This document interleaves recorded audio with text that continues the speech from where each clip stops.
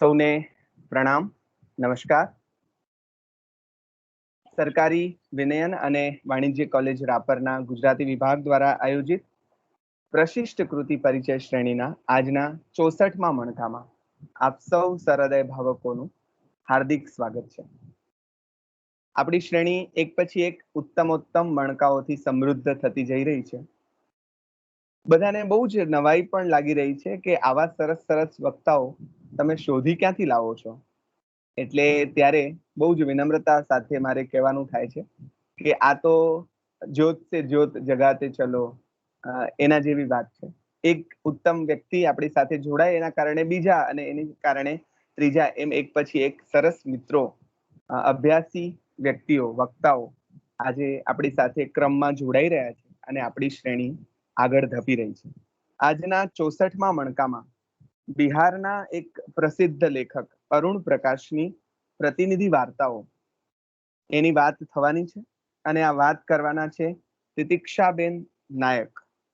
અમે આકાશવાણીમાં ઓડિશન આપવા માટે જતા ત્યારે આવા શબ્દો અમને બોલાવડાવતા કે આ બોલો. એમાં એક શબ્દ આ પણ હતો, તિતિક્ષા, જે બોલતા આવડે તો આવડે, ન પણ આવડે.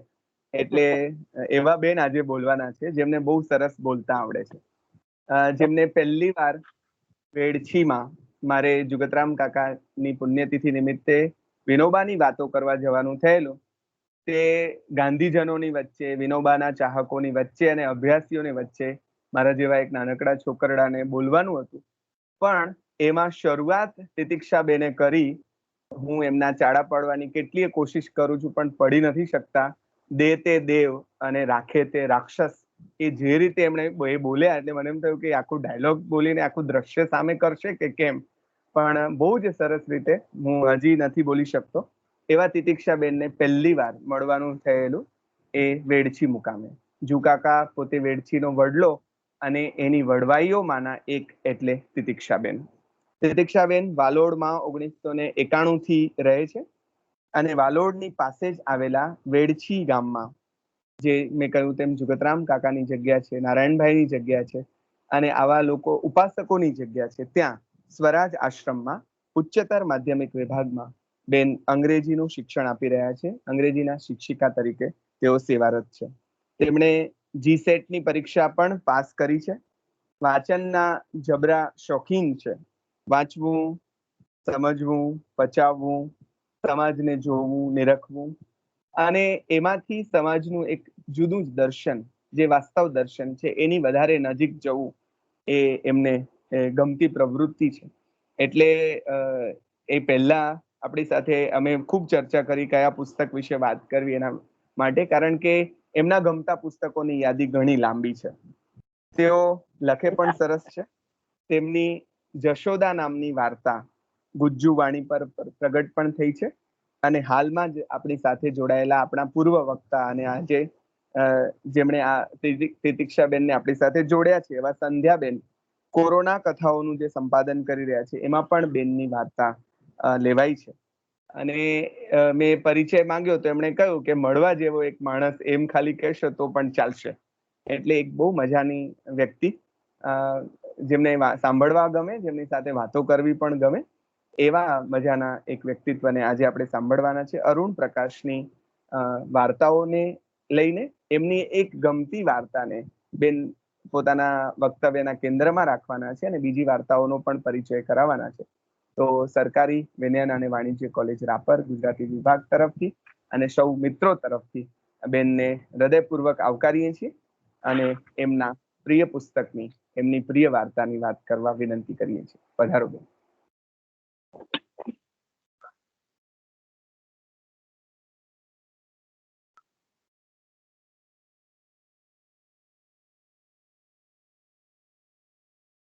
નમસ્કાર સૌ મિત્રોને મારા. સૌથી પહેલા રમજાનભાઈનો હું હૃદયપૂર્વક આભાર માનીશ કે એમના ઉત્સાહ અને જુસ્સા થકી આજે આવી સરસ અને ઉમદા પ્રકારની પ્રવૃત્તિ થઈ રહી છે અને મારા જેવા નવા નિશાળિયાને સ્થાન મળ્યું છે. આભાર સંધ્યાબેનનો પણ હૃદયપૂર્વક માનીશ, કારણ કે સંધ્યાબેન થકી આજે હું તમારી સાથે પહોંચી શકી છું તમારી સાથે જોડાઈ શકું.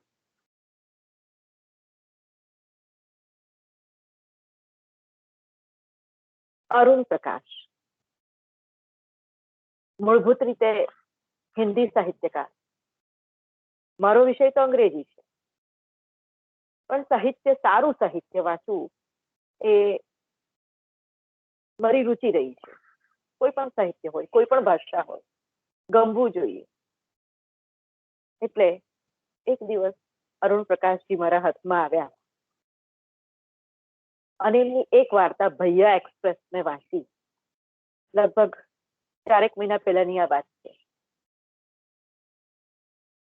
આઈ વોઝ સ્પેલબાઉન્ડ. હું મંત્રમુગ્ધ થઈ ગઈ. આટલું જબરજસ્ત લખી શકે. ખરેખર જોવા જાવ તો અરુણ પ્રકાશજી 1980 ની આસપાસ ના દાયકાના લેખક છે. 1980 ની આસપાસ એમને ખૂબ કામ કર્યું છે. એમ તો મૂળભૂત રીતે બિહારના બેગુસરાયના 1948માં જન્મેલા. ઘણા બધા દૂરદર્શન માટે પણ ખૂબ કામ કર્યું છે, ઘણા બધી ટીવી ચેનલ્સ માટે કામ કર્યું છે. પણ 1980 ની આસપાસ, 1980 અને 90 નો દાયકો જે હતો, 20 વર્ષ એમને ઘણું સારું એવું કામ કર્યું છે એવું મને ગૂગલ પરથી મળ્યું અને મેં વાંચ્યું. પણ અકસ્માતે અરુણ પ્રકાશજી મારા હાથમાં આવી ગયા. એમ તો વાંચ્યું છે, ઘણું વાંચ્યું છે મેં, પણ અરુણ પ્રકાશજી સ્પર્શી ગયા એમ કહું તો ચાલે. નાના હતા, નાના એટલે બહુ ખાસ નાના પણ નહીં, ઘણા સમજુ, લગભગ 14-15 વર્ષના હતા ત્યારે વિનોદ દુવાની એક સરસ ટીવી શો ચાલતો હતો, પરખ. વિનોદ દુવા હતા ત્યાં, અને વિનોદ દુવા જબરજસ્ત શો. મને હમણાં ખબર પડી કે એ પરખ આટલો જબરજસ્ત શો હતો. પરખ એટલે જબરજસ્ત પરખ કરી છે લોકોની, એવો શો હતો. અને એની સ્ક્રિપ્ટ, તમામ એપિસોડની સ્ક્રિપ્ટ અરુણ પ્રકાશજીએ લખેલી હતી. બહુ ઊંચા ગજાના લેખક. જ્યારે એમને વાંચતી ગઈ ને ત્યારે એવું થયું કે એમના શબ્દો બોલે. એમના શબ્દો, he might have coined the word. કેટલાક શબ્દો એને બનાવ્યા પણ છે.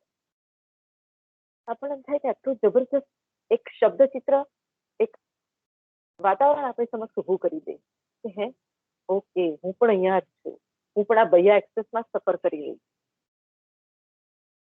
છું, હું પણ આ રામદેવ છું કે રામદેવની માતા છું, આ સળગતું પંજાબ છે. 1980 નો દાયકો એટલે સળગતા પંજાબનો દાયકો. ખાલિસ્તાન મુવમેન્ટ, બહુ પંજાબ સળગ્યા છે. ઘણી માતાઓએ સંતાનો ગુમાવ્યા છે. અને તે જમાનાનું બિહાર, એનું આખે આખું આપણી સમક્ષ એવું તાદ્રશ્ય ચિત્ર રજૂ કરી દે કે આપણને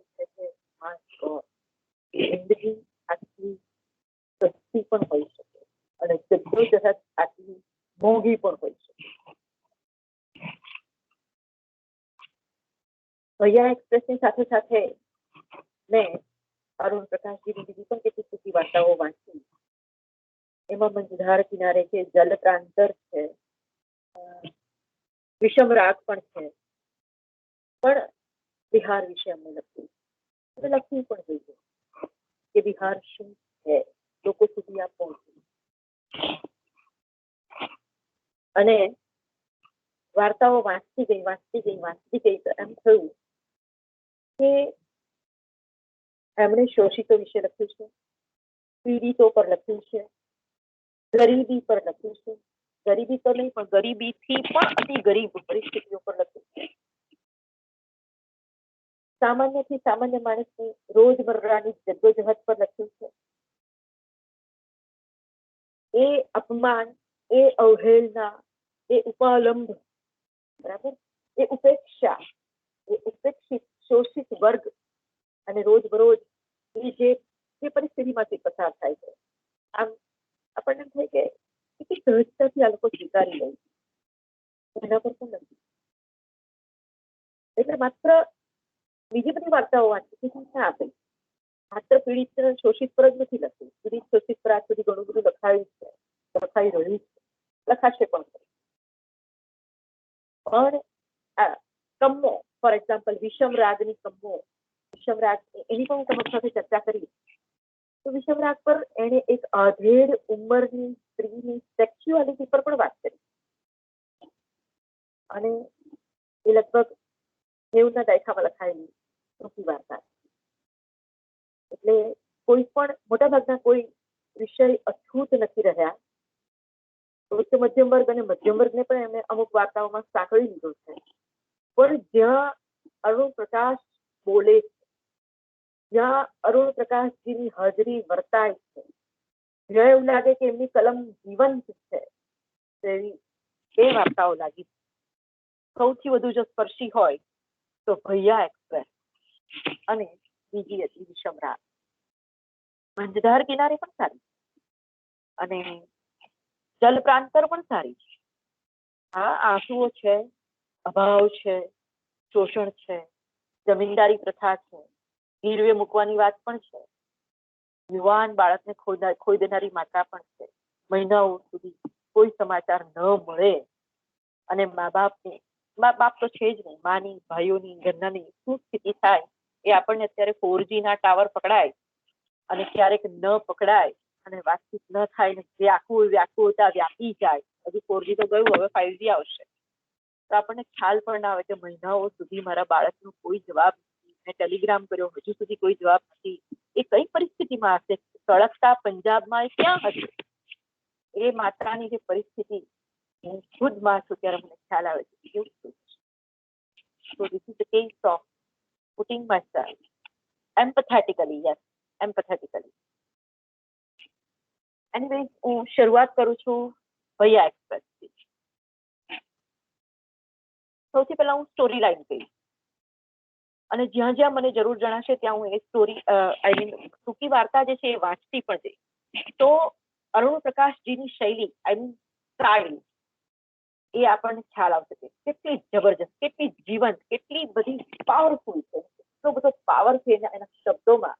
આપણને એમ થાય કે વાહ.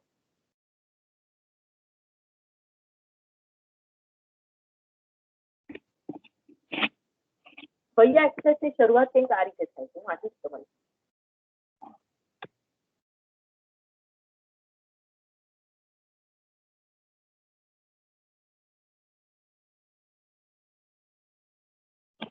સહેજ મોટેથી વાંચશો? હું મોટેથી જ વાંચી રહી છું. હાજી હાજી, સંભળાય છે? હા, સંભળાય સહેજ મોટેથી હોય, સહેજ મોટેથી હોય તો હા. હવે કેવું સંભળાય છે? હવે વધારે સારું. હા, એટલે આ એક બાજુથી મેં કાઢી નાખેલું હતું ને એટલે તમને કદાચ એવું લાગતું હશે. એનીવેઝ, હવે હું કરી રાખું. Okay okay, fine. હા, તો હું વાંચું છું. શરૂઆત ભૈયા એક્સપ્રેસની પહેલી line, that is the title of the particular theme. એવી રીતે એણે કર્યું છે. સમગ્ર વાર્તામાં જ્યાં જ્યાં વિષયો એને યોગ્ય લાગ્યા ત્યાં ત્યાં એને એ થીમને અમુક ટાઇટલ આપ્યા, બોલ્ડમાં ટાઈપ કરેલા છે. પાછા મારી પાસે અત્યારે એની સોફ્ટ કોપી છે, કારણ કે મારી પાસે છેલ્લી ઘડીએ કઈ પ્રતિનિધિ કહાનિયા ડાઉનલોડ કરવા સિવાય મારી પાસે બીજો કોઈ ઉપાય નહોતો, એટલે કિન્ડલ પર જઈને કિન્ડલ એડિશન મેં ડાઉનલોડ કરી હતી. તો એ વાંચું છું. Is he a bhaiya? The title of the very particular paragraph is this: Is he a bhaiya? Is he a bhaiya? And train की रफ्तार तेज होती जा रही थी. दरवाजे से लटके रामदेव के लिए धूल भरी तेज हवा में आंख खुली रखना मुश्किल था. कब तक लटका रहेगा बंद दरवाजे पर? रामदेव ने दरवाजे पर जोर से थाप मारी. उसके कंधे से लटकता झोला गिरते गिरते बचा. कुछ देर बाद दरवाजा खुला. वह संभलता हुआ अंदर घुसा और दरवाजा भीड़कर डिब्बे के गलियारे में गमछे से मूंगफली के छिलके और सिगरेट के टोटों को हटाने लगा. दरवाजा खोलने वाले फौजी ने घृणा से मुंह बिचकाया. मरने चले आते हैं.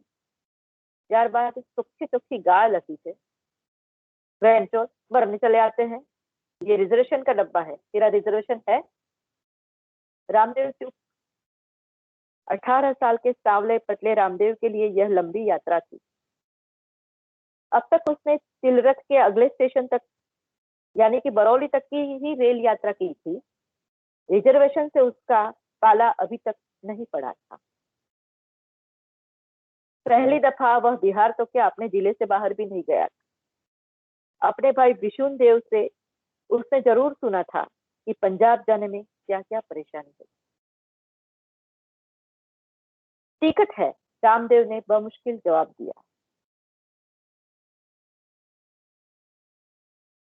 दिल्ली होकर पंजाब जाने में सुविधा होती है और आसाम मेल दिल्ली जाती है। बरौनी स्टेशन पर डिब्बे में लोग बोरे में सूखे मिर्च की तरह ठूसे जाते हैं। I read it once again. Barauni station पर डिब्बे में लोग बोरे में सूखे मिर्च की तरह ठूसे जाते हैं। आखिर ट्रेन खुल गई। जो डिब्बा सामने आया उसी में दौड़कर वह लटक गया था।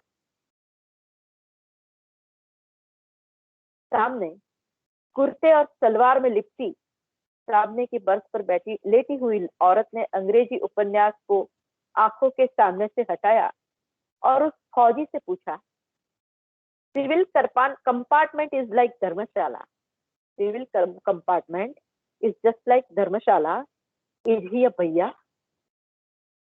हाँ लगता तो है। फौजी भुनभुना कर रामदेव की ओर मुखातिब हो गया। तुमको कहाँ जाना है? पंजाब।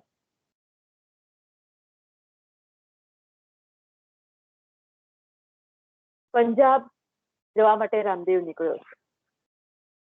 રામદેવનો મોટો ભાઈ વિશુનદેવ. વિશુનદેવ એ લોકો કહે છે. વિષ્ણુદેવ, આપણે જો ગુજરાતી હોય તો વિષ્ણુદેવ કહીએ, એ વિશુનદેવ કહે છે. એનો મોટો ભાઈ વિશુનદેવ, એના લગ્ન થઈ ચૂક્યા છે. એ લોકોનામાં હજુ આણા વાળવાના બાકી છે.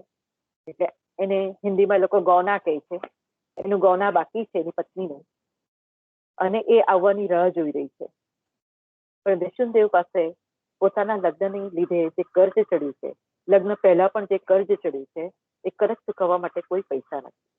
એની મા પાસે પણ કોઈ પૈસા નથી. પિતા તો હતા જ નહીં. અને એ વિશુનદેવ પંજાબ જાય. કેમ? તો કે બિહારમાં કોઈ મજૂરી માટે પણ એની પાસે કામ નથી. બિહારમાં એને કોઈ મજૂરી આપવા પણ તૈયાર નથી. મતલબ કે બિહારમાં કોઈ મજૂરી કામ જ નથી એની પાસે. પંજાબમાં એ જાય છે કોઈ સારી કરિયર બનાવવા માટે નહીં. કોઈ ધગધગતી કે કોઈ ચકાચौंध કરી દે એવી કોઈ કરિયર એની પાસે છે નહીં. કે પૈસાના ઢગલા કરી દેશે એવી પણ કોઈ કરિયર માટે નથી જતો. પણ મજૂરી માટે જાય. મજૂરી માટે જાય કે બિહાર કરતા તો સારી મજૂરી મને પંજાબમાં મળી જશે. એક બે વાર પંજાબથી આવે પણ છે વચ્ચે, પણ એટલા પૈસા એ જોડી નથી શકતો જેટલા જરૂર હોય છે.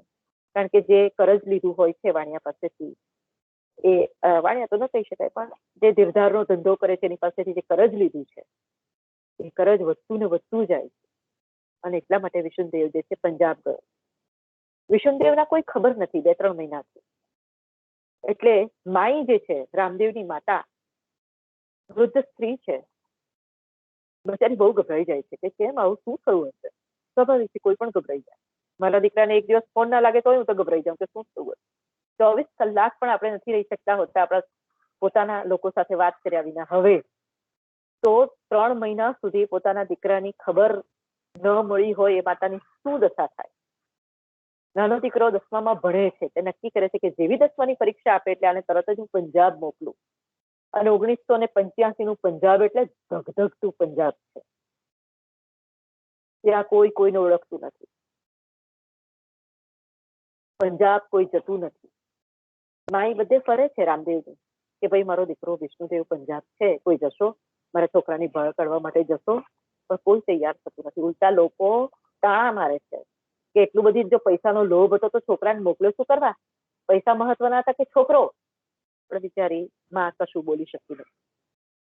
અને એમ કહે છે કે ભાઈ જે છે તે મારો દીકરો કમાવા ગયો છે, હજુ સુધી પાછો નથી આવ્યો.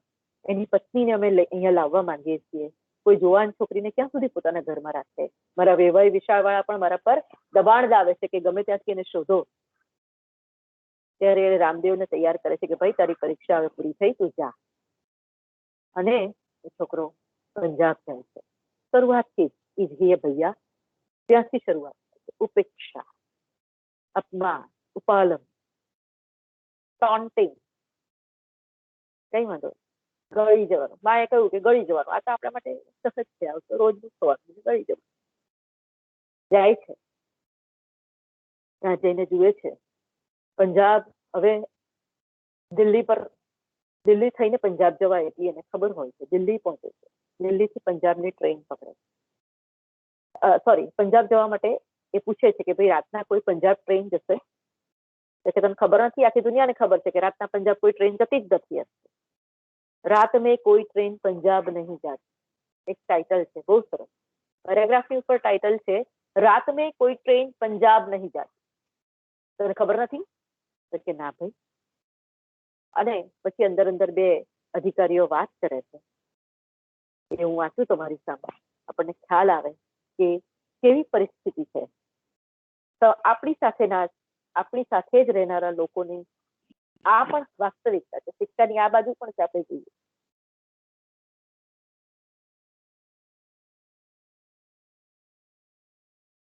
रात में कोई गाड़ी पंजाब नहीं जाती. नियॉन लाइट से जगमगाती हुई नई दिल्ली रेलवे स्टेशन के प्लेटफॉर्म पर उतरते ही उसे लगा कि इतने लोगों के समुद्र में वे खो गया. भीड़, धक्का मुक्की, अजनबी लोग और इतनी रोशनी. उसने अपने सीने को कसकर दबा लिया ताकि टिकट, पैसा और पता वाला पोस्टकार्ड कोई मार न ले. वह ठिठक गया. पता नहीं गेट किधर है. आखिर भीड़ में वह घुस गया. ओवरब्रिज पार कर स्टेशन के बाहर आ गया. बाहर टैक्सी, कार और थ्री व्हीलर की कतारें. रात का समय, सब कुछ स्वप्नलोक सा था, जैसा उसने हिंदी फिल्मों में देखा था.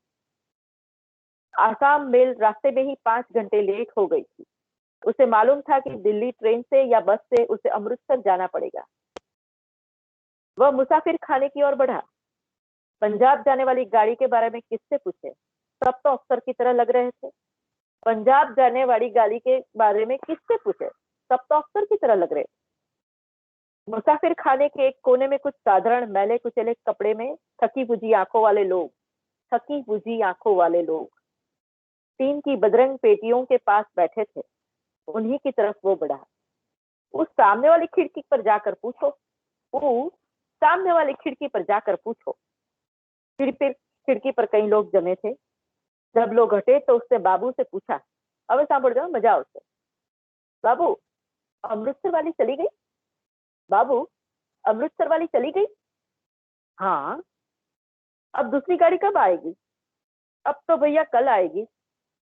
ये तो बड़ा स्टेशन है. आजकल रात में कोई गाड़ी पंजाब नहीं जाती. वह मुड़ा तो बाबू भी अपने दोस्त से बात करने लगा.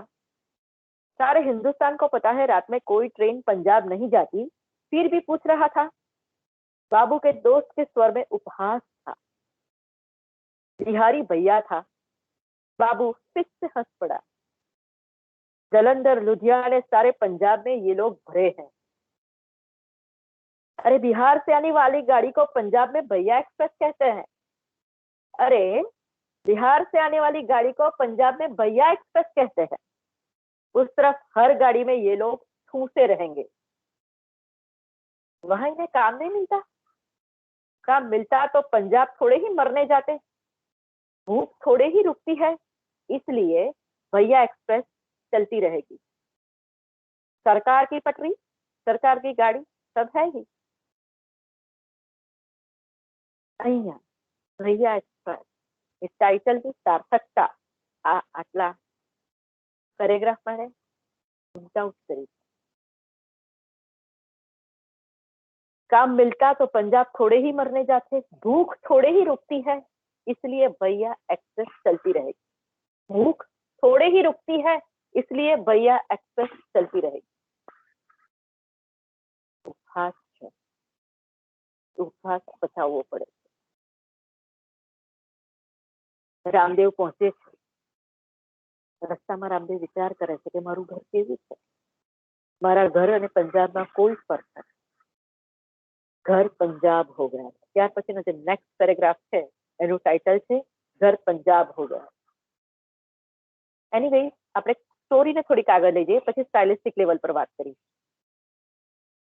પંજાબ જાય છે, અમૃતસર ઉતરે છે. અમૃતસર પણ એને કહે છે खून की तरह जमा हुआ शहर, खून की तरह जमा हुआ शहर અમૃતસર છે. 1980 में પંજાબના ત્રાસવાદ, પંજાબ સળગતું પંજાબ, કહે છે ખૂન કી તરહ જમા હુઆ શહેર. અમૃતસરમાં જયારે કર્ફ્યુ લાગે છે, એક કર્ફ્યુ એ કહે છે કે ખૂન કી તરહ જમા હુઆ શહેર થા. એનો એ અનુભવ કરે છે.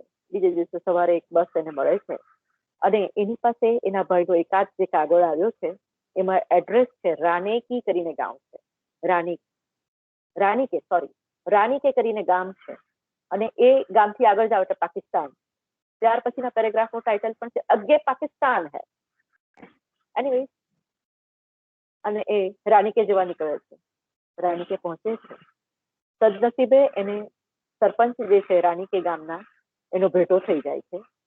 સરપંચ સારા માણસ છે અને કહે છે કે કઈ વાંધો નહીં, એડ્રેસ તો તું જે આપે છે, આ પોસ્ટકાર્ડ પર જે એડ્રેસ લખ્યું છે એ બરાબર છે અને મને પણ થોડો ઘણો ખ્યાલ છે કે અહીંયા ઇન્દરસિંહનું ફાર્મ હતું અને ઇન્દરસિંહના ફાર્મમાં એક આવો છોકરો તું કહે છે એવો વિષ્ણુદેવ કરીને મને થોડો ઘણો ખ્યાલ છે કે એ છોકરો મજૂરી કામે અહીંયા રહેતો હતો, પણ છેલ્લા 3 મહિનાથી મને કંઈ ખબર નથી, આપણે પૂછીએ કે શું થયું.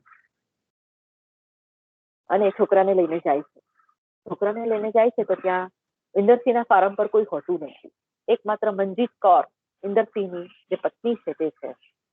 અને એ એમ કહે છે કે ભાઈ હા, આવ્યો તો ખરો એ છોકરો, મારા મામાજીને ત્યાંથી અમે લઈ આવેલા હતા, પણ 3 મહિના પહેલા એ તો કપૂરથલા જતો રહ્યો. મને કઈ ખબર નથી, મારા પતિ આવે ત્યારે પૂછજો, એ તો અમૃતસર ગયા છે. એટલે આ લોકો કહે છે સારું, અમે કાલે આવશું.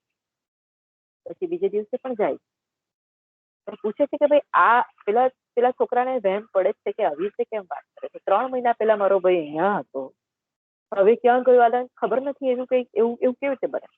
અમારા પર ટેલિગ્રામ અમે કર્યો, એનો કોઈ જવાબ નથી. નાનો છોકરો, 18 વર્ષનો છોકરો ધ્રુસકે રડે છે કે મારા ભાઈને શું થયું. બીજે દિવસે એ લોકો ઇન્દરસિંહના ફાર્મ પર જાય છે પાછા.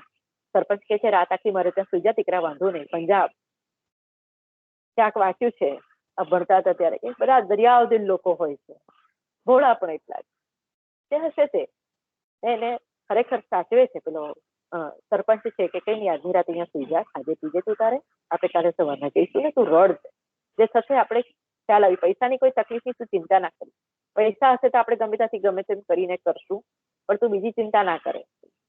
બીજે દિવસે સવારે ઇન્દરસિંહના ફાર્મ પર જાય છે. ઇન્દરસિંહ આવી ગયો હોય, ચાય શાય રખ દે એમ તેમ કહે છે એની પત્નીને. એની પત્ની મનજીત કૌર ચા મૂકવા પણ જાય છે, ચા પાણી પીએ છે બધા. એ કહે છે કે જે હોય તે તું સ્પષ્ટ બોલ ઇન્દરસિંહ, શું થયું? ઇન્દરસિંહ કહે છે કે જો ભાઈ 2 મહિના પહેલા મારે ત્યાં હતો, હવે શું છે મને ખબર નથી. એટલે સરપંચ અહીંયા એને પકડે છે કે ભાઈ તારી પત્ની કહે છે કે 3 મહિના પહેલા હતો, તું કહે છે કે 2 મહિના પહેલા હતો, સાચું શું? જે હોય તે તું મને સ્પષ્ટ કહે. એટલે ઇન્દરસિંહ પહેલા તો ગુસ્સામાં આવી જાય છે કે મારા પર શક કરે છે, આમ છે તેમ છે. પેલો કે ભાઈ હું શક નથી કરતો, જે હોય તો તું મને સ્પષ્ટ વાત કર. આ છોકરો બિચારો બિહારથી આવ્યો છે, એકલો આવ્યો છે, એના ઘરનાને ખબર નથી કે શું થયું હશે એના ભાઈ. એ કે મને કઈ ખબર નથી, તમે અહીંથી ચાલવા માંડો. હું એટલું જ કહું છું કે કપૂરથલા ગયો હતો. એ ચાલવા માંડે છે ત્યારે એની પત્ની મનજીત કૌર એકદમ દોડતી આવે છે અને થેલો ફેંકે છે વિષ્ણુદેવ. એમ કહે છે કે મને મારા પતિ ખૂબ ના પાડતા રહ્યા, પણ હું મારી જાતને રોકી ના શકી. હું પણ એક માતા છું. તમારા ભાઈ વિષ્ણુદેવની હત્યા થઈ ગઈ. અને 18 વર્ષનું છોકરું ધ્રુસકે ને ધ્રુસકે રડે છે. અને how much shocking it is. 18 વર્ષે આવો ભયંકર કોઈ આપણને અચાનક કે આવા ભયંકર શોકિંગ ન્યૂઝ આપે, આપણી શું દશા થાય. તો એકલું બિચારું છોકરું છે 18 વર્ષનું, 10મું જેમ તેમ પાસ કર્યું છે. અને ત્યારે પેલી મનજીત કૌર કહે છે કે ભાઈ એવું થયેલું કે 3 મહિના પહેલા એને આવવું હતું બિહાર, અમારી પાસેથી પૈસા પણ લઈ ગયો કે અમૃતસર જઈને મારા ઘરના માટે કપડાં લઈ આવું. મારા ઘરના માં છે, મારી માં છે, મારા ભાઈઓ છે, મારી પત્ની છે, એના માટે હું થોડાક કપડાં લઈ આવું. એમ કરીને એ વ્યક્તિ અમૃતસર ગયો અને કપડાં લેવા જ ગયો હતો. પાછા ફરતા રસ્તામાં એની બસ કોઈએ ઊભી રાખી અને હિંસક ભીડ હતી અને ત્યાંની હત્યા થઈ ગઈ. અને ખૂબ રડે છે મનજીત કૌર પણ. એ કહે છે કે કાલે આખી રાત અમે પતિ પત્ની ઝઘડતા રહ્યા, મારા પતિએ મને બહુ ના પાડી, દબડાવી, ધમકાવી કે તારે કશું જ નથી બોલવાનું. પણ હું પણ માતા છું, મારા પણ 2 સંતાનો છે, મારા પણ બંને દીકરા દિલ્હી નોકરી કરે છે. એની સાથે શું થયું હશે મને પણ નથી ખબર. અચાનક આવી રીતે 3 મહિના સુધી મારા દીકરાના સમાચાર ન આવે અને જ્યારે મને ખબર છે કે એના ભાઈની હત્યા થઈ ગઈ છે અને હું કહું નહીં, તો શું આનાથી વિશેષ પાપ શું હોય છે? ખૂબ રડે છે મનજીત કૌર અને રામદેવ તો લગભગ બેહોશ જેવો જ થઈ જાય છે. ને જેમ તેમ પેલા લોકો સાચવે છે 1-2 દિવસ અને પછી કહે છે કે જો ભાઈ, અહીંયા હાલાત બહુ જ ખરાબ છે, તું થોડાક દિવસ પછી તારા ઘરે જતો રહે. કારણ કે તે દિવસ પછી તો જે મારકાટ ચાલે છે, આમ તમે માણસો ના જુઓ એટલા પોલીસ, તમે માણસો ના જુઓ એટલા સૈનિકો, તમે માણસોના વાહન ના જુઓ એટલી પોલીસની જીપો. અને મનજીત કૌર ત્યારે એક શબ્દ બોલે, એક વાત કરે છે, હું તમારી સામે વાંચું છું એટલે આપણને ખ્યાલ આવી જશે કે મનજીત કૌર ખરેખર શું કહેવા માંગે. Are you getting me properly? સંભળાય તો છે ને બધાને? જી જી ઓકે. हाँ जी આર યુ એન્જોયિંગ? जी अरे प्लीज બહુ જ ઓકે. તો મનજીત કૌર શું કહે છે હું વાંચું છું.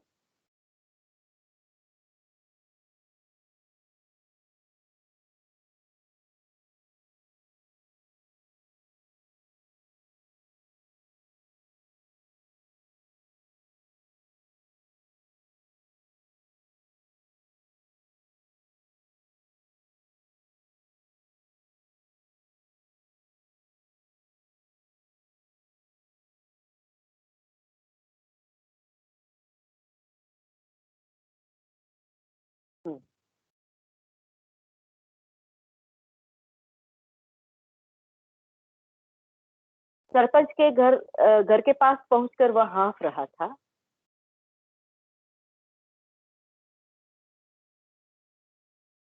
लाउड स्पीकर से पंजाबी में कुछ घोषणा की जा रही थी. थोड़ी दूर और चला गया कि 3 जीपें और गुजरी. रामदेव घबरा सा गया. वह जल्दी जल्दी सरपंच के घर की ओर बढ़ने लगा. सरपंच के घर के पास पहुंचकर वह हाँफ रहा था. सरपंच साहब, पाकिस्तानी फौज घुस आई क्या? नहीं काका. सरपंच स्वरूप ने लंबी सांस ली और कहा, अपनी फौज है, यह बहुत बुरा हुआ. क्यों? रामदेव ने हौले से पूछा. तुम क्या समझो, हम बॉर्डर के लोग समझते हैं. फौज आती है जाती है, पर जो खलिश छोड़ जाती है उसका कोई इलाज नहीं. चल इंदर सिंह के पास चलते हैं. फंसे रामदेव के लिए कोई उपाय न था. टीवी पर जलंधर लाहौर की खबरें सुनते देखते रहते थे. कुछ मालूम नहीं कहाँ क्या हो रहा है. पूरे पंजाब को जैसे सुन बहरी हो गया था. बाघा अटारी जैसे फौजी छावनी बनी हुई थी. घरों में चीख डर से डूबकी पड़ी हुई थी. हवा की भी तलाशी चल रही थी. घृणा के अंधड़ में मौन ही पत्तियों की भाषा थी. परिंदे की तरफ अफवाहें उड़ती. मौत की खबर चीख भी नहीं बन सकती थी. लोग कबूतर की तरह दुबके रहते. रात भी जगी रहती. हरी वर्दी में लोग सन्नाटे को कुचलते रहते. How much poetic prose. तलाशियों ने मालकिन को तोड़ दिया था. रोना एक सिलसिला सा बन गया था.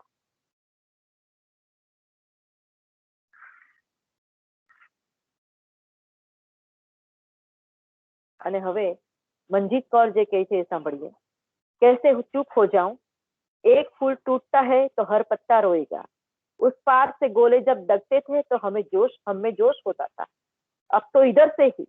तो इस बार उन्हें बेटों की तरह कलेजे क्यों नहीं लगाता? जिनकी देख हिम्मत होती थी वही हमें अब डराते हैं. बस अब तो वाहे गुरु का आसरा है. रामदेव को रोती पलकती मंजीत की ओर माई की याद आ गई. दिल्ली में बसे हुए उनके दोनों बेटों के साथ क्या ना हुआ होगा. એટલે આપણને એના પરથી ખ્યાલ આવી જાય છે કે what was the scenario in those days in Punjab. Yes, Operation Blue Star and everything was there. અને પછી થોડા દિવસ પછી સરપંચ ઇન્દરસિંહ એને અને મંજીત કૌર એને બસ સ્ટેન્ડ પર મૂકવા જાય છે અને એને કહે છે કે થોડાક પૈસા લઈ જા, તારે ઘેરે જઈને તારા માતા પિતાને કહેજે કે ભાઈ આવું થયું છે, એક દુર્ભાગ્યવશ એક દુર્ઘટનામાં તારા ભાઈનું મોત થઈ ગયું છે, અમે બહુ જ એના માટે ક્ષમા પ્રાર્થી છીએ, પણ હવે તું ચિંતા ના કરીશ, એ થાય છે. અને 15 દિવસ પછી જ્યારે બધું કંઈક ખાય પડે છે ત્યારે અમૃતસરની બસમાં જવા માટે બેસે છે બરાબર. रानी के थी अमृतसर, अमृतसर से दिल्ली અને દિલ્હીથી ફરી પાછું બિહાર. भैया एक्सप्रेस का सफर तमाम नहीं हुआ था, भैया एक्सप्रेस का सफर તમામ નહીં હુઆ થા. હજુ તો ભૈયા એક્સપ્રેસનો સફર ખતમ થયો નથી. રામદેવ મજબૂતાઈથી પકડી લે છે સીટના હેન્ડલને અને નક્કી કરે છે કે માઈને એમ જ કહીશ કે મારો ભાઈ જીવિત છે, ક્ષેમકુશળ છે, પરિસ્થિતિ એટલી બધી ખરાબ હતી કે મળી શકાયું નહીં, કે પત્ર લખી શકાયો નહીં, ચિંતા ના કરે. મનોમન નક્કી કરે છે મારી ભાભી જે દિવસોથી મારા ભાઈની રાહ જુએ છે, એને ભાભીનો ચહેરો યાદ આવે છે, મોટી મોટી ભોળી ભોળી આંખો વાળો ભાભીનો ચહેરો, બિચારીનો ઉદાસ ચહેરો. અને એમ થાય છે હું એને શું કહીશ, હું એને શું કહીશ. એમ કહે છે કે મારો ભાઈ ક્યાં છે, ક્ષેમકુશળ. હું જુઠ્ઠું બોલું, ફરી પાછો આજ ભૈયા એક્સપ્રેસમાં સફર કરીશ, ફરી પાછો પંજાબ હું પણ આવીશ. ભૈયા એક્સપ્રેસ કા સફર તમામ નહીં. તો આ છે સ્ટોરી લાઈન. મને જે ગમ્યું છે એનું સ્ટાઇલિસ્ટિક પાર્ટ. હવે એની લેખની એ કેમ ગમ્યા, શા માટે ગમ્યા.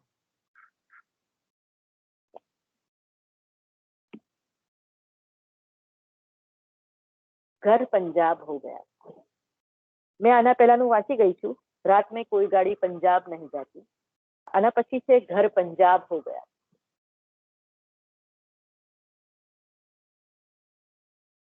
पिछले 4 महीने सोते जागते पहाड़ की तरह गुजरे.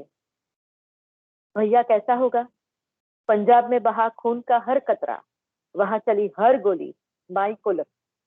रेडियो विशुनदेव का हालचाल थोड़े ही बोलेगा. माई फिर भी पंडित जी के यहाँ रेडियो सुनाती थी. वह भी चाय की दुकान पर अखबार पढ़ाता था.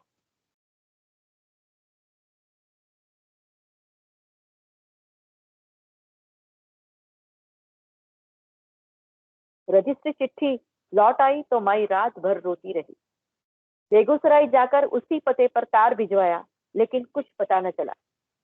माई मन्नतें मांगती, पंडित जी के पंचांग से सगुन निकलवाती, रो धोकर उपले गुल बेचने फर्टिलाइजर टाउनशिप निकल जाती. इतनी मेहनत पर मौसी टोकती तो माई का एक ही जवाब होता, एगो बेटा पंजाब में ई रमोआ पढ़ लिए जे एकरा पंजाब नहीं जाई पड़े. ભોજપુરી ભાષા વાપરી છે. એક દીકરો મારો પંજાબમાં છે, આ મારો રામદેવ રમુઆ કહે છે, રામદેવ પણ નથી કહેતી એની માં. મારો રામદેવ ભણી લે પછી એને પંજાબ જવું નહીં પડે. ભૌજી કે यहाँ से अक्सर अक्सर પૂછવાયા जाता, કોઈ ખબર મિલી. સ્વાભાવિક છે, વેવાય વેશાળ વાળા પણ પૂછવાના જ છે. પોતાની જુવાન દીકરીને ક્યાં સુધી પોતાના ઘરમાં બેસાડી રાખે. माई को लगता शादी टूट जाएगी, कोई कब तक जवान बेटी को घर बिठाए रखेगा.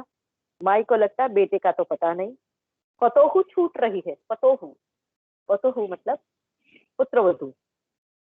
कोशिश करती कि किसी तरह बिखरते घर को आंचल में समेटे रहे. कोशिश करती कि किसी तरह बिखरते घर को आंचल में समेटते रहे. રમુઆ से પુતોહો કે बियाह કહી દે ભાઈ. રામદેવ છે નાનો દીકરો, એની સાથે આના લગ્ન કરાવી દઈએ. પેલો મોટો છોકરાનો તો કઈ ઠેકાણા નથી, ખબર નથી જીવે છે કે બસ. ટૂંકમાં માને પણ ખબર હતી કે આ જ હશે, આવું જ હશે.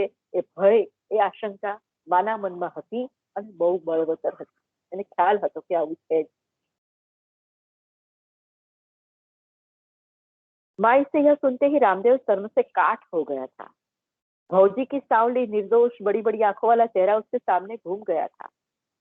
अशराफ के घर ऐसा होगा, शादी के बाद भैया पंजाब से लौट आया तो माई पागल है. लेकिन माई ने हारना नहीं सीखा था. माई का सूखता शरीर, पंडित जी का सूद, जनार्दन का मंसूबा, भौजी की उदासी, माई के जीवन का संशय, रोज की किचकिच, माई का रुदन. रामदेव को लगता था घर पंजाब हो गया. रामदेव को लगता था घर पंजाब हो गया है। रात रात भर सो नहीं पाता था। पढ़ता लिखता क्या खास, बस एक ही चीज, काबीज की पंजाब। અને આ બીજી સ્ટાઇલ તો મને એની ખૂબ ગમી છે. હજુ આગલો એક પેરેગ્રાફ હું વાંચું છું. खून की तरह जमा हुआ शहर।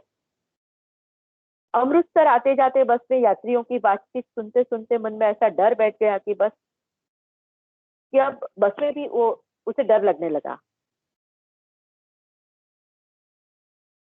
बस से उतरते उतरते फैसला ले लिया, जो भी हो, जैसे जैसे रात अमृतसर के बस अड्डे पर काट लेगा, लेकिन बस से अटारी नहीं जाएगा। 6:30 बजे शाम से ही बस अड्डे पर हड़बोंग मची थी। सबको ऐसी जल्दी थी कि जैसे बाढ़ में बांध टूट गया हो और सब जान बचाने के लिए भाग रहे हो। दुकानें फटाफट बंद हो रही थी। ठेले वाले अपनी दुकानें बढ़ा रहे थे। खाली बसों के ड्राइवर खलासी पास के ढाबों में जल्दी जल्दी खाना खा रहे थे। ढाबों के मालिकों में भी जल्दी थी, इसीलिए उनके नौकरों भी रेस के घोड़े की तरह हाँफ रहे थे। सबको एक ही डर था, 7 बजे कर्फ्यू लगने वाला है। कर्फ्यू लग चुका था।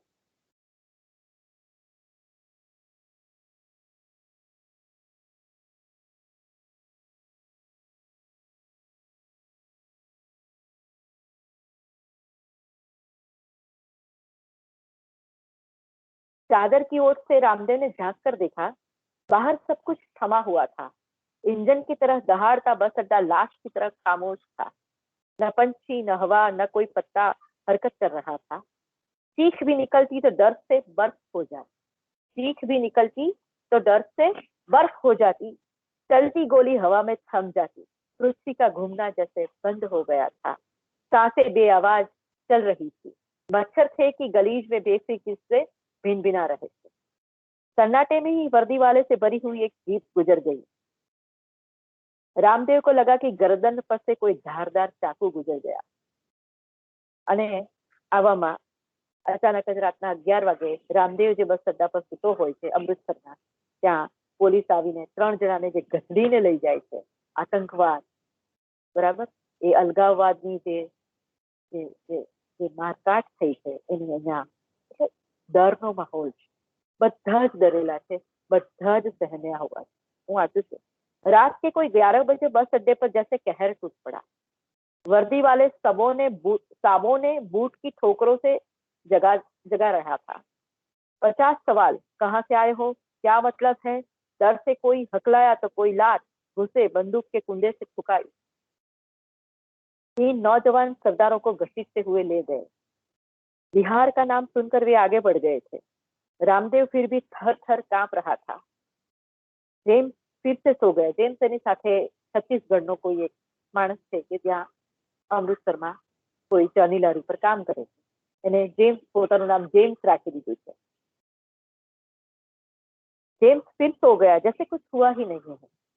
लेकिन रामदेव के कानों में उन 3 नौजवानों की चीख जिद्दी मधुमक्खी की तरह भनभनाती रही. रफ्ता रफ्ता सब चीजों की आदत हो जाती है तो धीरे धीरे शहर भी खून की तरह जम गया. એટલે ભૈયા એક્સપ્રેસ એક સાધારણ ભૈયાની કથા છે કે જેને શીખવવામાં જ આવ્યું છે આવી ગાળ ગલોચ તો પડતી રહે, મારપીટ તો માલિકો તરફથી થતી જ રહે. આ રીતે પોતાના જીવાન બાળકોને માતા ગુમાવતી જ રહે. ખબર નહીં કઈ કેટલાય પંજાબ સર્જ્યા હશે, કઈ કેટલીય માતાઓએ પોતાના વિષ્ણુદેવ ગુમાવ્યા હશે, તે કેટલાય રામદેવ આવી વિષ્ણુદેવને શોધતા શોધતા ગયા હશે. અને ભૈયા એક્સપ્રેસની સાચી તસવીર આપણી સામે આ રીતે અરુણ પ્રકાશજીએ મૂકી. એટલે અરુણ પ્રકાશજીને જેમ વાંચતા જઈએ તેમ અંદર ને અંદર ડૂબતા જઈએ એના જેવી. બીજી એક વાત હું તમને કહી દઉં અત્યારે. બીજો જે મને ગમી છે એ વાર્તા છે વિષમ રાગ. એમાં પણ આવી જ વિષમતાઓની વાત છે. વિષમ જે સમાન નથી તે. વિષમ રાગની પ્રમુખ જે પાત્ર જે છે વિષમ રાગનું એ છે કમ્મો. એક મહિલા છે જે વિષમ, મતલબ કે સમાજમાં જેનું કોઈ સ્થાન નથી, સમાજમાં આપણે બધા સમાન છીએ એ વિષમ. એવી એ મહિલા છે. પતિ વર્ષો પહેલા ગુજરી ગયા છે. છોકરો મોટો થયો, એક બાજુના ગામમાં સરકારી નોકરી લાગી, ચપરાસીની નોકરી એને મળી ગઈ, પત્નીને લઈને જતો રહ્યો. કમો એકલી જ, એની એક યુવાન દીકરી છે એની સાથે. ત્યાં સુધી તો બધું ઠીક હતું. સફાઈ કામદાર છે, લોકોના ઘરની ગંદકી સાફ કરે તો ખુદ હતી, लोगों के घर की गंदगी साफ करती, સાફ સફાઈ કર્યા કરે છે અને એની સાથે કોઈ છોછ નથી, આ તો મારું કામ છે ને કરે છે. લોકો પણ એનાથી ખુશ છે. દીકરીના લગ્ન થઈ ગયા ત્યાં સુધી એ ખુશ હતી કે એની સાથે કોઈ હતું. હવે દીકરી નથી, દીકરી જતી રહી. એટલે ધીરે ધીરે ધીરે ધીરે એને એકલતા લાગવા માંડે. અને એ એકલતામાં એ આડોશી પડોશી સાથે ઝઘડે છે અને અડોશી પડોશી પણ એને હેરાન કરવામાં કશું બાકી નથી રાખતા. આમ પણ એકલી સ્ત્રી છે, અધેડ ઉંમરની છે, એનું કોઈ છે નહીં. દીકરી સાસરે છે, એને એનો સંસાર છે. હવે કમ્મો જે છે, આમ તો જે કોલોનીમાં એ સાફ સફાઈ કરે છે ત્યાં એનું સારું એવું માન પણ છે. અને જે અરુણ પ્રકાશની કલમ ચાલી છે કમ્મો માટે, હું વાંચું છું.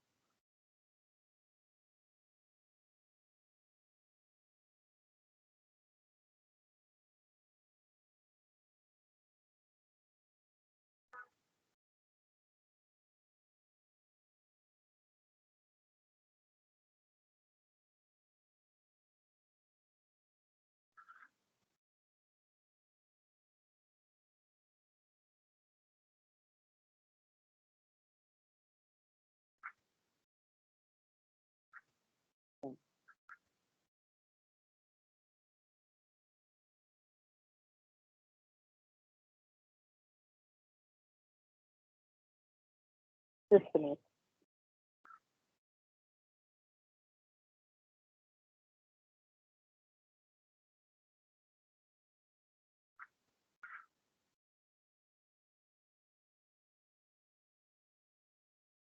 कम्मों से सहानुभूति की दूसरी वजह थी कम्मों का विधवा होना. विधवाएं लाचार और बेचारी मानी जाती है. क्वार्टर की अशराफ औरतें उससे अलग सोच नहीं सकती थी, क्योंकि अशराफों के यहाँ विधवा होने का अर्थ है सुख, समर्थता, सुरक्षा और सपनों का अंत. अशराफों के यहाँ विधवा होने का अर्थ है सुख, समर्थता, सुरक्षा और सपनों का अंत. जबरदस्त लगी थे. कम्मो एक तो गरीब विधवा, ऊपर से एक बेटी का ब्याह भी करना था. विधवा की बेटी को मन चले आसान निशाना बनाते हैं. અને પછી આગળ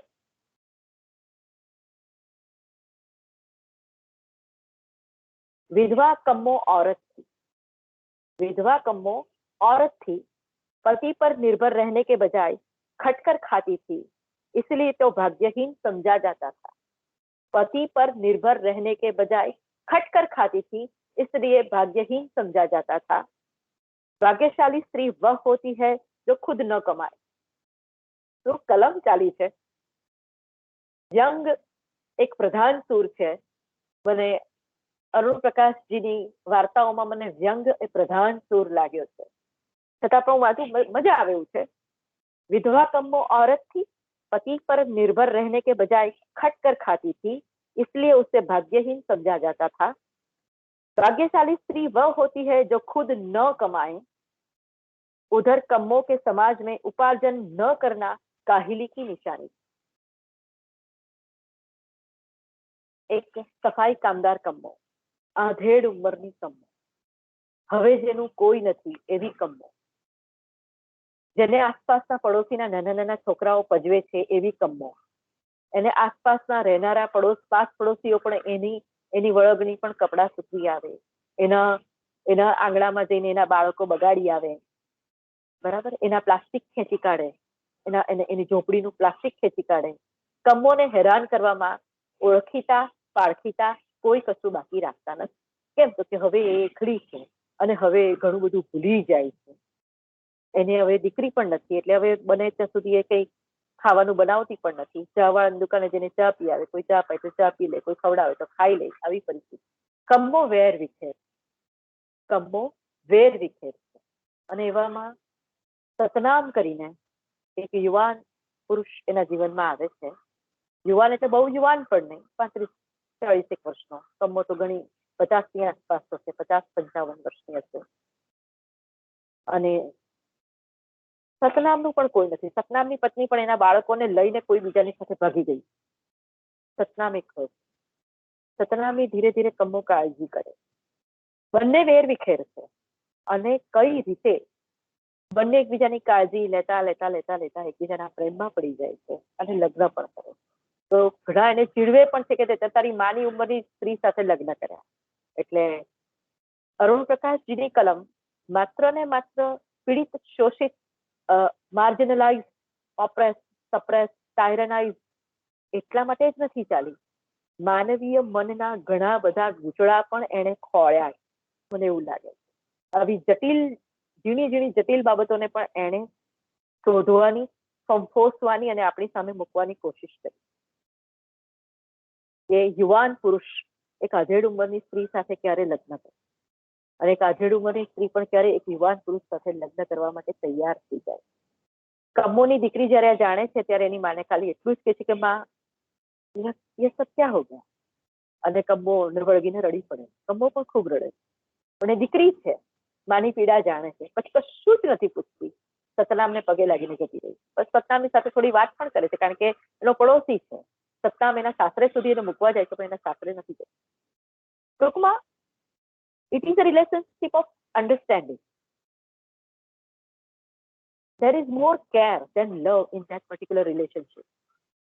એ રિલેશનશિપમાં લવ કરતા કેર વધારે છે. બંને વેર વિખેર છે, બંને એકબીજાને સાચવે છે, સંભાળે. એક બહુ સરસ વાત કમ્મો વિશે કરે છે. કમ્મો એક ત્યાં એ લોકોના શહેરમાં એક દાંતનો ડોક્ટર આવે છે અને દાંતના ડોક્ટરની વાઈફ એને કહે છે કે ભાઈ તું મારે ત્યાં સાફ સફાઈનું કામ કરીશ?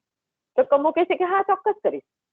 અને કમ્મો ત્યાં જાય છે અને ત્યાં એ ફૂલ સાઇઝ મિરરમાં પોતાનું પ્રતિબિંબ જુએ છે. ડોક્ટર પૂછે છે કે કેટલા પૈસા લઈશ? તો કે ભાઈ મારે પૈસા નથી જોઈતા, મારા વાંકા ચૂકા દાંત છે, જરાક તમે વ્યવસ્થિત કરી આપો તો સારું, મારે પૈસા નથી જોઈતા. અને મહિનામાં તો લગભગ એનું ચોખ્ઠું તૈયાર થઈ જાય છે.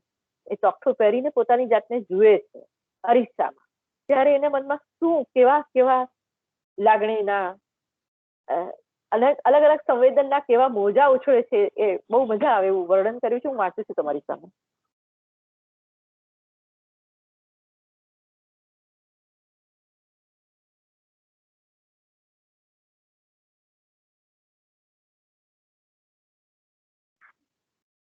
डॉक्टर के घर में सफाई करने गई तो आदमकद आईने में कम्मो निकली दांतों वाली अपनी सजीली मुस्कान पर, सॉरी वंस अगेन, डॉक्टर के घर में सफाई करने के लिए गई तो आदमकद आईने में कम्मो नकली दांतों वाली अपनी सजीली मुस्कान पर मुग्ध रह गई.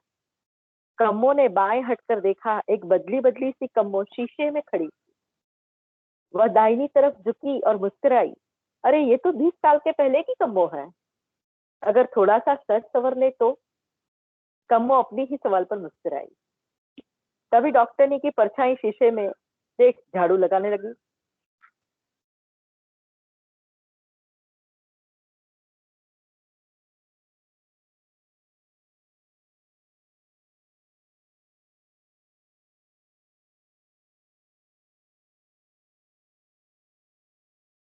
એટલે બીજું પણ એક બહુ સુંદર છે, હું વાંચી સંભળાવું તમને.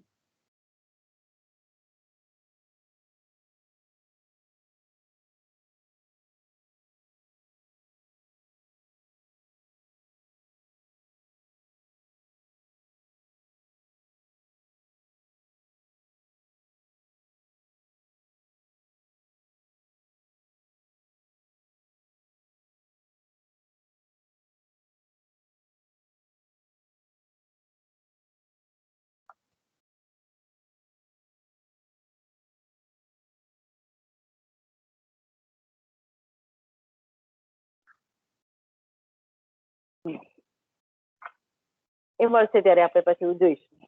પણ આ રીતે કમ્મો પોતે વિષમ છે, આધેડ ઉંમરની છે અને એનો પતિ યુવાન છે. અહીંયા પણ વિષમતા. સામાજિક વિષમતાનો તો એ સામનો કરે જ છે, જે સામાજિક પરંપરાગત રીતે આપણે ત્યાં જે વિષમતાઓ છે, બરાબર. સ્ત્રી તરીકે એક વિષમ સ્થિતિમાં જીવે છે, વિધવા તરીકે એક વિષમ સ્થિતિમાં જીવે છે, સફાઈ કામદાર છે, એટલે સામાજિક વિષમતાઓનો પણ એ સામનો કરે, બરાબર. પણ એને જીવવાનું નથી છોડ્યું અને લડી ઝઘડીને ગમે એમ કરીને પણ એ સતનામ એને ખ્યાલ છે કે આના શું પરિણામ આવશે. લોકો સાથે લડે છે, ઝઘડે છે, કંઈ પણ થાય, પણ સતનામને પણ એ સાચવે છે. સતનામની પત્નીને જયારે જે કોઈની સાથે ભાગી ગઈ હોય છે એને ખબર પડે છે કે ભાઈ આણે તો બીજા લગ્ન કર્યા, ત્યારે એ પેલા છોકરાઓને નાખવા આવે છે, એ છોકરાઓને પણ સાચવે. તો અહીંયા મને એવું લાગે છે કે પ્રધાન સૂર જે છે એ મમતા છે. સતનામ માટે પણ એને મમતા વધારે, પ્રેમ, શારીરિક ભૂખ, કારણ કે શરીર છે, શરીરની ભૂખ હોય, એની રીતે માનસી પણ હોય, અને આમાં કોને નથી હોતું, કોને ક્યાં શું નથી હોતું, આપણે બધાને જ ખબર છે. સમાજના દરેક સ્તરે આ પ્રકારની બાબતો બનતી જ રહેતી હોય છે. પણ કમો જે છે એ લડે છે, પોતાના જીવનના સુખને શોધે છે, અને એ વિષમ રાગ તો વિષમ રાગ, પણ એ રાગને એ રાખવાનું કામ કરે છે, રાગને આલાપવાનું કામ કરે છે. મને બહુ જ ગમે છે રાગ, પ્રેમ, મમતા. તો અહીંયા લગભગ 5 વાગવા આવ્યા, મેં 2 વાર્તાઓની વાત કરી. હવે રમજાનભાઈ 5-7 મિનિટ બીજી વાત કરી શકો? બિલકુલ બિલકુલ. હા, એટલે આ લિટરેચરને આનુષંગિક જ છે. હું એ જ કહેતી હતી, મેં તમને જે લખી બતાવ્યું કે why we study literature, RJ રીસ પૂછે છે, જેમાં અંગ્રેજીના હશે વિદ્યાર્થીઓ, અને ખ્યાલ હશે કે આરજે રીસનું પુસ્તક છે, અને એમાં પહેલું જ ચેપ્ટર છે. આરજે રીસ કહે છે કે why we study literature, to pass the examination or to get pleasure, special kind of immediate pleasure, or to pass the time. શાના માટે? Why we study literature? બહુ સરસ વાત કરે. Reason કહે છે કે yes, these are the reasons, but more important reason is that one of the more important reasons is that literature teaches us morality. Literature teaches us to know the life closely, to understand the life, to know the complexities of life, and in this way we can understand the human, and in this way we can be the better humans in the society. આવું રીઝ કહે છે. હું મારા શબ્દોમાં તમને કહ્યું, કારણ કે રીઝ જે કહે છે તો સ્ક્રીનશોટમાં પડ્યું છે, હવે હું શોધવા નહીં જાઉં. તો સારા માણસ બનવું, એ રીતે સારા માણસ બનવા માટે પહેલા લિટરેચરને સમજવું પડે, એમ્પથેટિકલી પોતાની જાતને એ જે તે જગ્યાએ મૂકવી પડે, અને ત્યારે જ સમાજને સમજી શકાય, સમાજના વસનારા માણસોને સમજી શકાય, અને જે દિવસે એને આપણે સમજી શકીશું ત્યારે એક સારા માણસ બનીને બહાર. ભૈયા એક્સપ્રેસ એ લેબલિંગની વાત છે, વિષમ રાગ એ અલગ વાત છે. બધું જ ચાલે છે. શોષણ, આજ સુધી મેં તમને કહું ને, શોષણ પણ ઘણું બધું લખાયું છે, લખાતું રહ્યું છે, લખાતું રહેશે. પણ અરુણ પ્રકાશ જે છે એની કલમ બહુ જીવંત છે, શબ્દો બહુ ધારદાર વાપર્યા છે એણે, અને આપણે એને મહેસૂસ કરી શકીએ એટલી સરસ શૈલી છે. ભૈયા એક્સપ્રેસમાં ખાસ છે, દરેક જણા વાંચજો એ મારી નમ્ર વિનંતી છે. એક નાનકડો પ્રસંગ હું તમને કહી દઉં. મહિના દિવસ પહેલા, મહિનો 1.5 મહિના પહેલા સખત ગરમી હતી, અને હું સ્કૂલેથી આવતી હતી. સવારના લગભગ 12:30 આસપાસ રેડથી 4 રસ્તાને હું ક્રોસ કરતી હતી. મને થયું કે લાવ શાકભાજી લઈ લો. શાકભાજી લેવા માટે હું એક જગ્યાએ ઉભી રહી. અચાનક એક સ્ત્રી દોડતી દોડતી મારી પાસે આવી, મને કે બેન, 100 રૂપિયાના 2 દાંતરડા આપું, લઈ લેવાની કે? ખબર નહીં હું શું, મારું મગજ ક્યાં હતું મને ખબર નથી. એટલી ભયંકર ગરમી, ઘરે પહોંચવાની ઉતાવળ, સવારના 7 વાગ્યાની નીકળી ગયેલી. ના કહીને વહેલી વહેલી શાકભાજી લઈને હું ઘરે આવી, અચાનક એટલું બધું દુઃખ થયું. 100 રૂપિયાના 2 દાંતરડા. એની એવી કઈ મજબૂરી હશે કે 100 રૂપિયાના 2 દાંતરડા આપવા તૈયાર થઈ ગઈ? આજે દાંતરડાને ધાર કઢાવીએ તો પણ 70 રૂપિયાના થાય. 70 રૂપિયા દાંતરડાને ધાર કાઢવાના લે છે લુહાર અમારા ગામમાં. હા, પણ એના માટે માણસો પોતાના હાથમાં દાંતરડું પકડવું જરૂરી છે, તો જ ખ્યાલ આવે કે દાંતરડું કેટલું મહત્વનું છે અને એના કેટલા પૈસા હોય.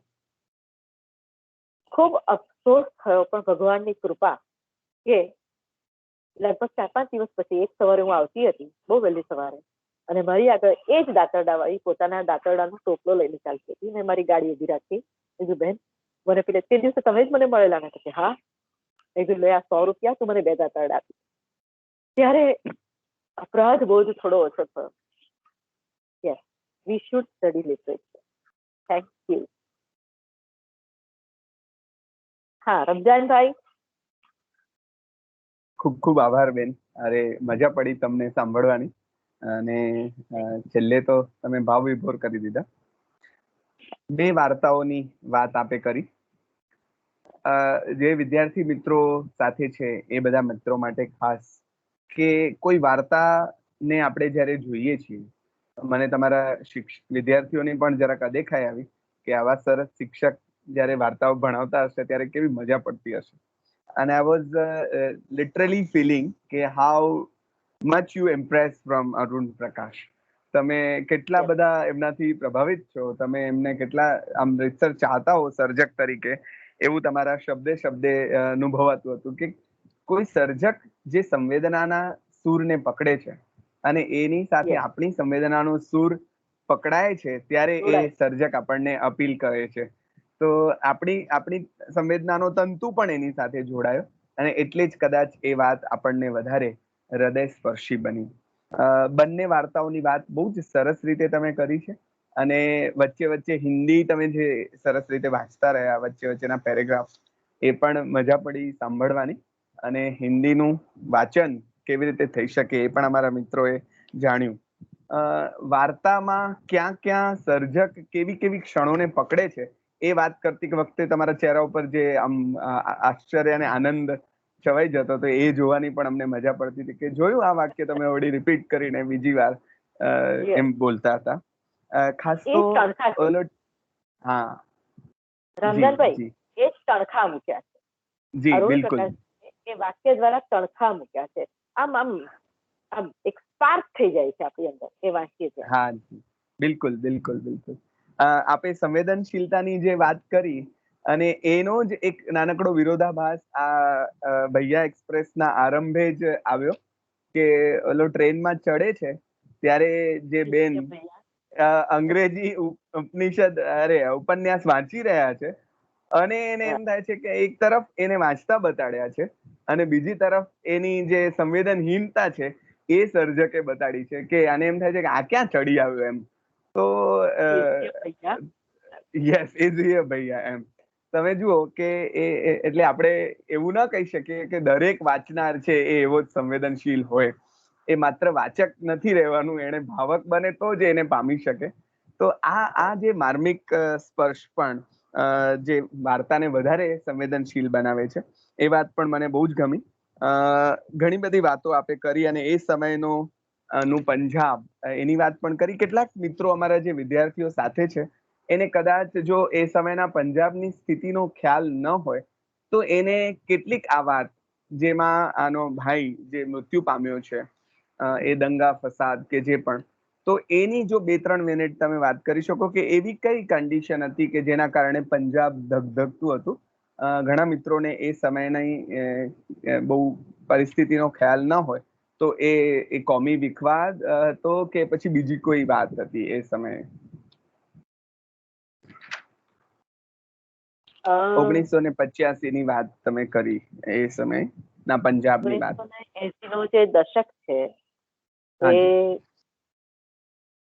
પંજાબ ખાલિસ્તાની મુવમેન્ટ તરીકે પંજાબમાં જાણીતું હતું, અને પંજાબ તે સમયે અન્ય રાજ્યો કરતા ઘણું સમૃદ્ધ, ઘણું મોટા ભાગે ખૂબ પૈસા, અને આપણે જાણીએ છીએ કે ભાખરા નાંગલ ડેમ કદાચ ભારતનો સૌથી વિશાળ ડેમ તે સમયે હતો, એટલે એને લીધે ખેતીવાડી પુષ્કળ, અને એ સમયે કંઈ આવું ગ્લોબલાઇઝેશન આવ્યું નહોતું. મનમોહનસિંહજી ત્યારે આપણી પાસે નહોતા, અને તે સમયે આપણો દેશ, ઇવન આપણે જાણીએ છીએ કે આટલું બેફામ વીજળી આપણે ક્યારેય વાપરી નથી, આટલા બેફામ અનાજનો બગાડ પણ આપણે ક્યારેય કર્યો નથી. અમારી પેઢી તો એમાંથી પસાર થઈ ચૂકી છે. એટલે કરકસર શું કહેવાય, કે ભાઈ દરેક બાબતમાં કેમ કેમ વેડફવાનું નથી, એવું કદાચ આજની પેઢીને નથી મળતું. કારણ કે આજની પેઢી ઘણું બધું આમાં, એ લોકોને ખબર જ નથી કે કરકસર એટલે શું. અને એની સરખામણીએ પંજાબ ત્યારે ઘણું બધું સમૃદ્ધ રાજ્ય હતું. પંજાબ પોલીસ ફોર્સ પણ એક નંબરની પોલીસ ફોર્સ હજુ આજે પણ ગણાય છે.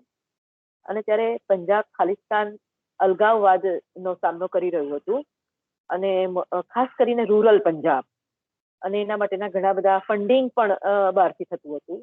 અને તો આખું ઇન્ટરનેશનલ બહુ મોટી કોન્ટ્રોવર્સી પણ છે. અને રીતસર પંજાબ અલગતા માંગતું હતું કે અમને એક અલગ દેશ તરીકે અમારે તમારી સાથે રહેવું જ નથી. We don't believe in Indian constitution, એવું હતું. અમારો એક અલગ દેશ બનાવવો છે, સ્વતંત્ર પંજાબ. એ લોકોને એવું હતું કે અમે આટલું બધું કમાઈએ, આટલા બધા, પંજાબમાં આટલું બધું ઘઉં પાકે, આટલી બધી સમૃદ્ધિ, આપણી પાસે એક નર્મદા છે. જુઓ, ગુજરાતમાં એક નર્મદા છે, અને આપણે આટલા સમૃદ્ધિ તરફ જઈ રહ્યા છીએ. એ તો ઠીક છે, કોરોના આવ્યો ને આપણે અટકી ગયા, પણ એ લોકો પાસે નર્મદા જેવી 5 નદીઓ છે. ભાખરા નાંગલ ડેમને લીધે તે જમાનામાં આપણી પાસે સમૃદ્ધિ શું કહેવાય આપણને ખબર નહોતી. એ લોકો ઘણા સમૃદ્ધ હતા. કેનેડાના સાથે એ લોકોના ઘણા બધા કનેક્શન હતા, કે હજુ પણ છે.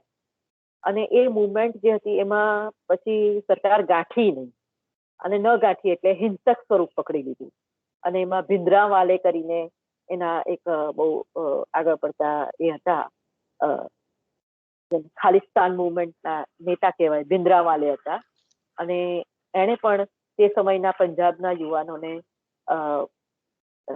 બ્લેકમેલિંગ કરવાનું શરૂ કરી દીધું હતું. ઇમોશનલ બ્લેકમેલિંગ કરતા હતા, અને એ લોકોને એવી રીતે ભરમાવીને પછી પંજાબમાં આવી રીતે એ લોકો, તમે પંજાબ ખાલિસ્તાન અલગ માંગવા માટે militant, yes, they became militant in those days.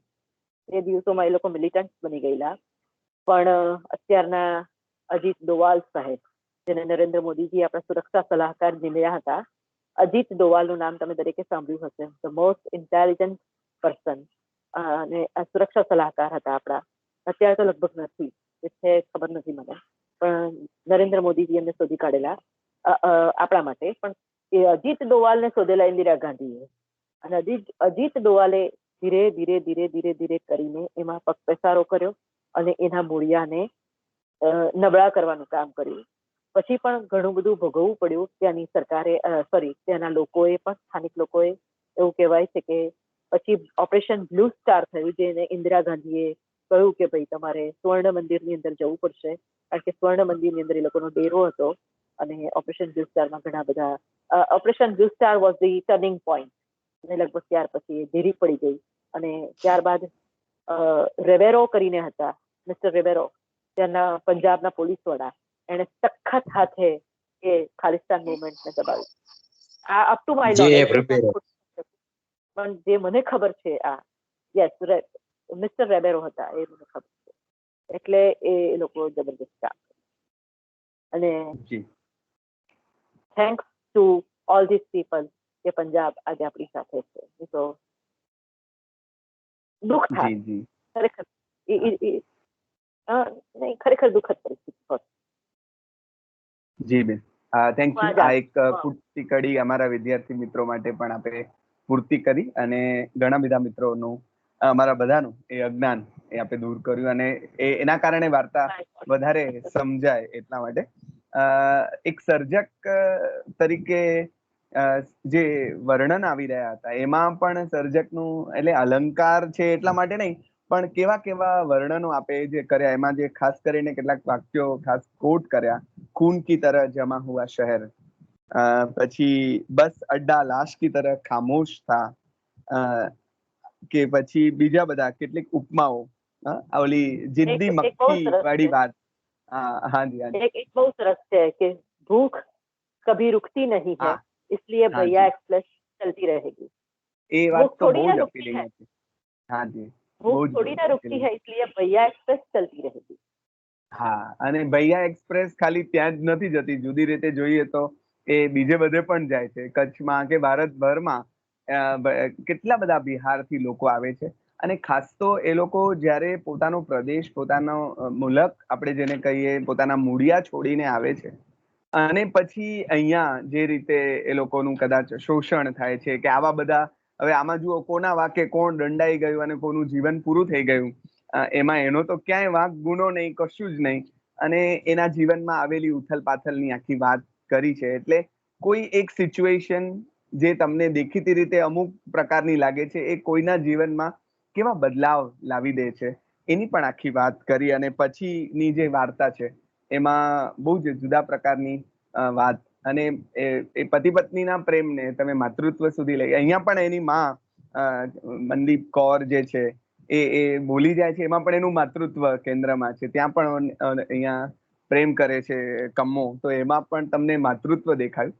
તો એક વાર્તાનું કઈ રીતે અર્થઘટન કરી શકાય, કઈ રીતે એને જોઈ શકાય, કઈ રીતે એમાં એનો આસ્વાદ માણી શકાય, એનો આપણે સરસ પરિચય કર્યો છે. અન્ય શ્રોતા મિત્રોમાંથી કોઈને કઈ પ્રશ્ન કે પ્રતિભાવ રૂપે વાત કરવી હોય તો પોતાનો ઓડિયો અને વિડીયો ઓન કરી અને તેઓ જરૂરથી વાત કરી શકે. બધા માટે મંચ ખુલ્લો છે, આપનો ઓડિયો વિડીયો ઓન કરી અને વાત કરી શકશો.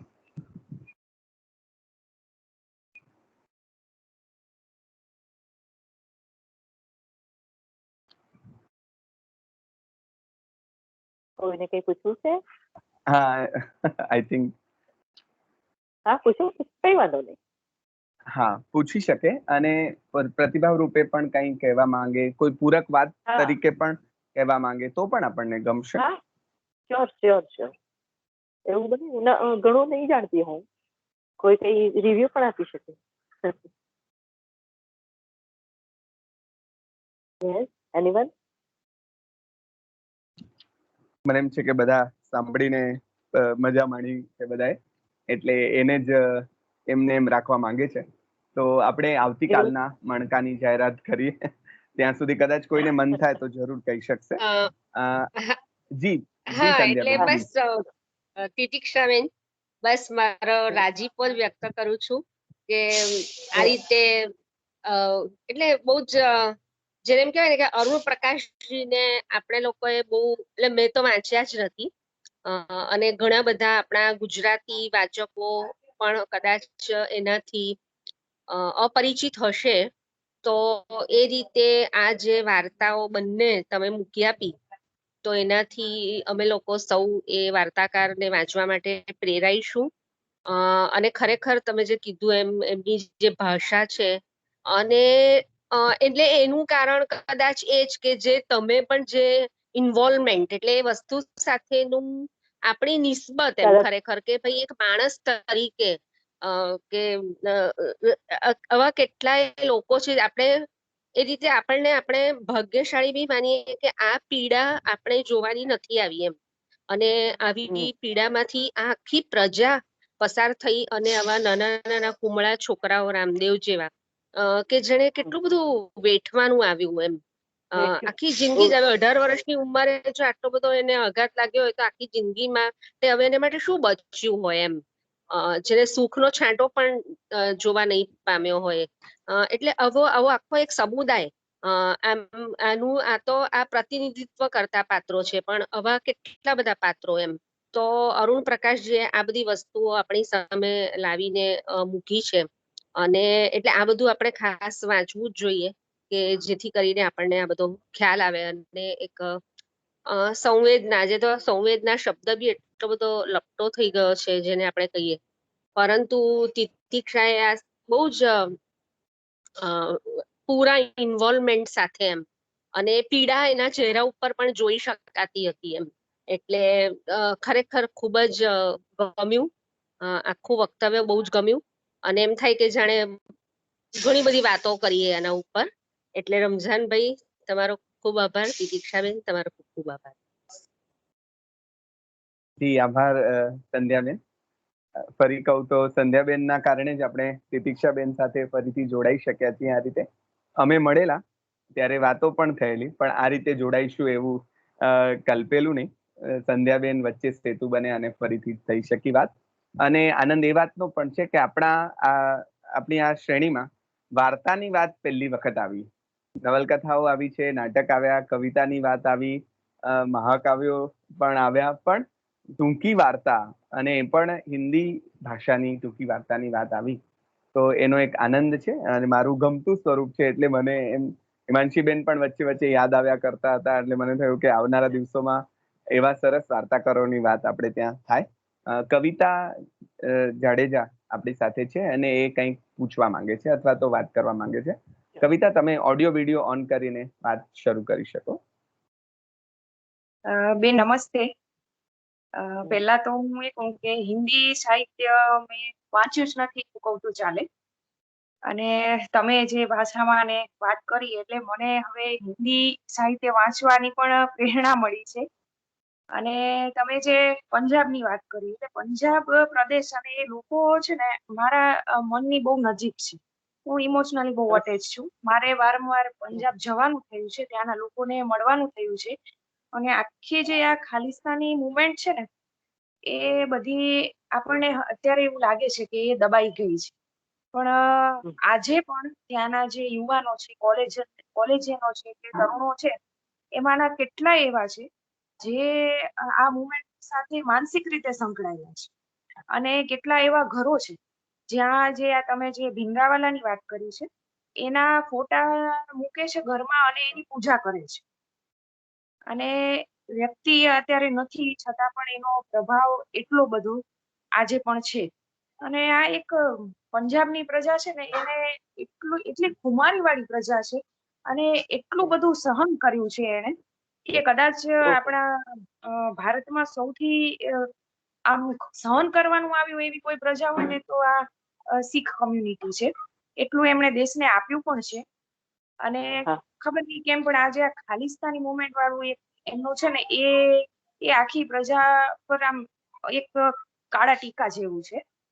પણ જે નવી પેઢી છે એને પૂરું જ્ઞાન નથી કે એને ખોટા રસ્તે ચડાવવામાં આવે છે કે વિચાર શક્તિ એટલી નથી, એના કારણે એ લોકો આજે પણ ઘણા એના સમર્થકો છે ત્યાં. એટલે આ બહુ ખોટું છે. અને આવું જ એક આપણે અહીંયા ગુજરાતમાં બહુ છુપી રીતે ચાલે છે એ ભીલિસ્તાની મુવમેન્ટ છે. જે ભીલ લોકો છે એ પોતાનું અલગ પ્રદેશ માંગે છે. એટલે આ બહુ છે ને આમ છુપાયેલું છે, એ બહારે આવવું જોઈએ, એની સમજ લોકોને આપવી જોઈએ. તો મને એવું લાગે છે કે જે પંજાબમાં થયું એ આપણે ત્યાં ન થાય. અને તમે જે વાત કરી એટલે રમજાનભાઈ સાચું કહ્યું હમણાં કે બધા લોકો સાંભળીને એટલા આમ ખુશ થઈ ગયા છે કે કાંઈ પૂછવાનું કે પ્રતિભાવ આપવાનું સૂઝતું નથી. આભાર બેન. Thank you Kavita.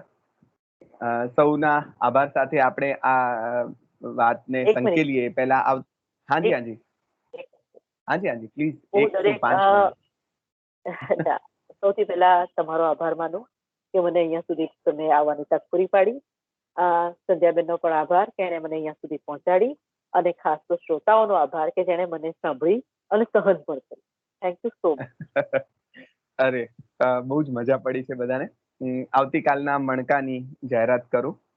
Doctor Parambhai Pathak સાહેબ, જેઓ વલ્લભ વિદ્યાનગર ગુજરાતી વિભાગના એટલે વલ્લભ વિદ્યાનગરની યુનિવર્સિટી સરદાર પટેલ યુનિવર્સિટીના ગુજરાતી વિભાગના અધ્યક્ષ છે અને મહર્ષિ અરવિંદના ઉપાસક પણ છે.